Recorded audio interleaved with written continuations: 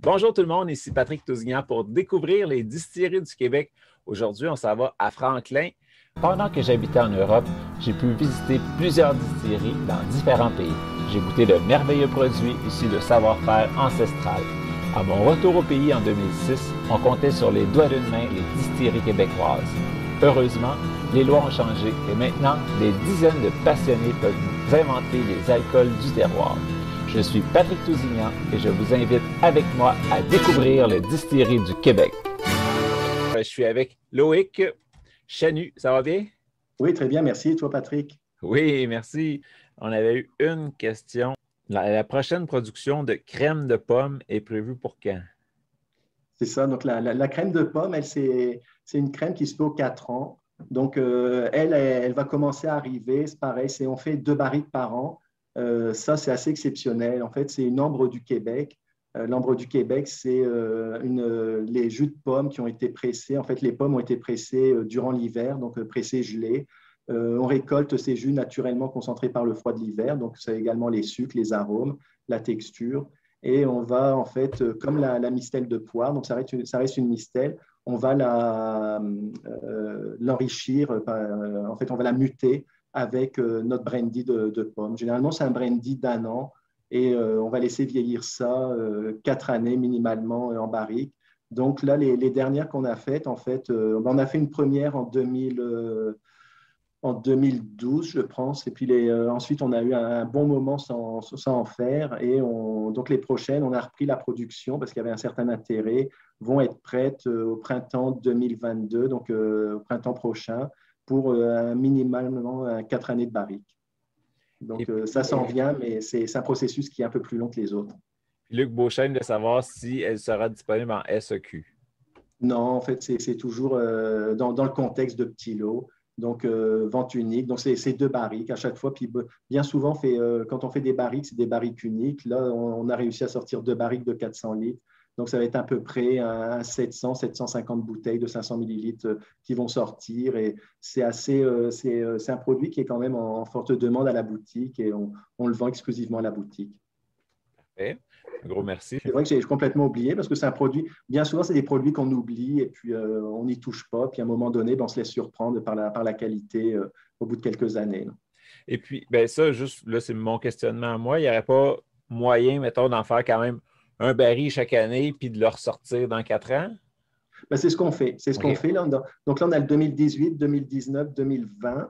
Donc, on a commencé. Mais en fait, ça, c'est quand j'avais dit on l'a oublié, on l'a vraiment oublié. C'est un des premiers produits qui avait été fait à l'époque. On n'avait pas notre alambic non plus. Donc, on l'a muté avec un alcool neutre qu'on avait acheté à la SAQ. Et il est resté à peu près 7 ans, 7 ans en barrique. Je m'en souvenais même plus. Et c'est quelqu'un qui m'a refait penser à ça. C'est pour dire tellement, c'est pas parce qu'on est, comment je pourrais dire ça, du genre foutisme, ou bien c'est parce qu'on a tellement un ouvrage qui est colossal, que ce soit dans le champ, dans le développement des produits ou dans le conditionnement, dans la mise en marché, qu'à un moment donné, on en oublie. On en oublie, puis à la bonne heure, c'est le genre de produit, on est mieux d'oublier ça que d'oublier un cidre en fermentation ou un poire en fermentation alors que ça part en vinaigre. Et à un moment donné, j'étais dans un coin, puis c'est quelqu'un qui m'a rappelé, qui s'en souvient que j'en avais parlé il y a 2, 3 ans, puis il était vraiment intéressé, puis il est revenu à la charge. Même dans ma tête, je pensais que je ne l'avais même plus. Puis j'ai effectivement retrouvé, c'est à 200 litres. Et je vais même proposé de lui donner le baril de 200 litres parce qu'il n'était pas question qu'on le mette en marché parce qu'on avait déjà beaucoup de produits. Parce que la mise en marché, c'est toujours complexe parce que c'est de l'énergie. C'est le branding, c'est l'étiquette, c'est le conditionnement. En tout cas, il y a tellement de choses qu'à un moment donné, plus l'approbation de la Régie des alcools qui est soutenue par la SAQ, en tout cas, c'en est décourageant. Donc, je lui ai dit, garde, je te donne la barrique, puis on n'en parle plus. Puis finalement, lui, il ne savait pas trop quoi faire avec un 200 litres d'ambre du Québec. Et puis, on l'a goûté, puis on a tous été vraiment scotchés sur la qualité du produit. C'était à l'époque le plus beau produit, à mon goût, qu'on faisait. Ben, le plus intéressant, je ne vais pas dire plus beau, parce qu'on essaye de sortir le meilleur de ce qu'on peut dans chaque catégorie. Et puis, elle dit, garde, je dis, je ne le prendrai pas. Je dis, il faut que tu le mettes en marché. Tu sais, on va parler de ça, ça ne se peut pas. Donc, finalement, ben, on l'a mis en bouteille, donc il avait 7 ans, puis c'est grand, c'est assez grandiose.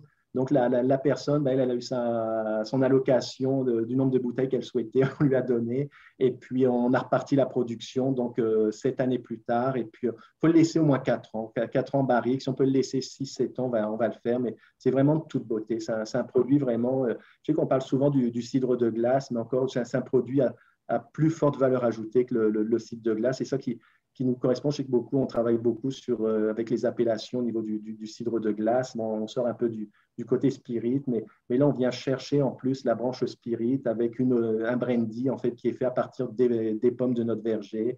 Plus ces pommes, en tout cas, c'est toute beauté comme produit à très forte valeur ajoutée. Puis, parfait. Fait que, printemps 2022 à peu près, il devrait être embouteillé la prochaine batch. Oui. Parfait, bien, je vais annoncer ça à Luc. Avec plaisir. Bien, c'était super ce matin. Merci beaucoup pour ton temps. Ben, écoute, un grand plaisir, pareillement.